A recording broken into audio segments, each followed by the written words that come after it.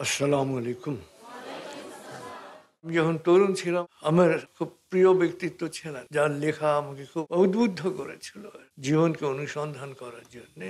তাদের মধ্যে একজন হচ্ছেন ফ্রেডেরিক নিটশে, জার্মান দার্শনিক। নিটশে জীবন সম্পর্কে যে সাহসী কথা তিনি বলেছেন অসাধারণ।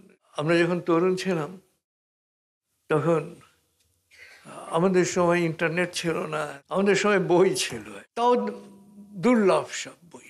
বই কেনার সামর্থ্য আমাদের খুব ছিল না। একটা বই কিনলে সেটা আবার মানে ভাগে পড়া হতো আর কি। অনেক সময় কয়েকজনে মিলে একটা বই কেনা হতো। এখন সবকিছুই সহজলভ্য, যেহেতু সহজলভ্য এই জন্য আমরা সেটার কদর করি না। নিটশের দাস স্পোক জরথুস্ত্র তার সবচেয়ে জনপ্রিয় বইয়ের মধ্যে একটি। জরথুস্ত্রের মুখ দিয়ে তিনি তার কথাগুলো বলেছেন।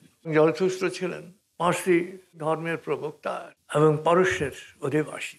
তার বইয়ের একটি বাক্য যেটা খুব অনুপ্রাণিত করেছিল, সুপারম্যান। এই সুপারম্যান শব্দটা আমরা ব্যাখ্যা করেছি কোয়ান্টাম মেথড যখন আমরা করলাম তখন অনন্য মানুষ হিসেবে।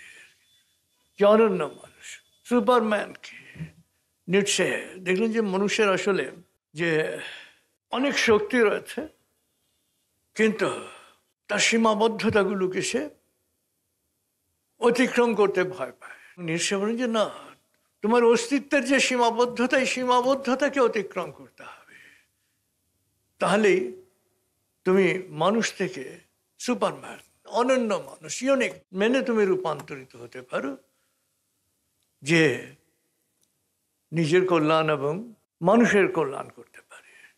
কারণ একজন যখন তার শক্তিকে ব্যবহার করে, শক্তিকে উন্মোচন করে, তখন সে নিজের কল্যাণ এবং অন্যের কল্যাণ করতে পারে। তারুণ্যে আমাদের একটাই স্বপ্ন ছিল যে আসলে অসহায় মানুষের মঙ্গল এবং কল্যাণ কিভাবে করা যায়।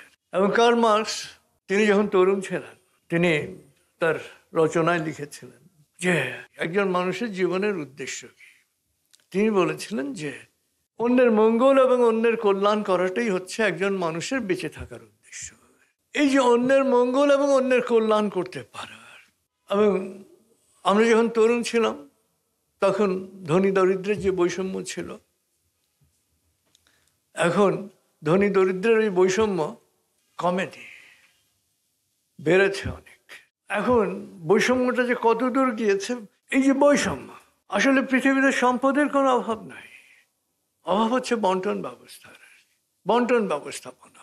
নিটশের এই সুপারম্যানের আইডিয়াটা তখন খুব ভালো লেগেছিল আর কি, যে মানুষ তার জৈবিক সীমাবদ্ধতাকে যদি অতিক্রম করতে পারে তাহলে সে সুপারম্যানে রূপান্তরিত হবে। এবং আমাদের ধারণা যে একজন মানুষ যদি সুপারম্যান হতে পারে তাহলে সে মানুষের দুঃখকে আনন্দে, অভাবকে প্রাচুর্যে, রোগকে সুস্থতায় রূপান্তরিত করতে পারবে।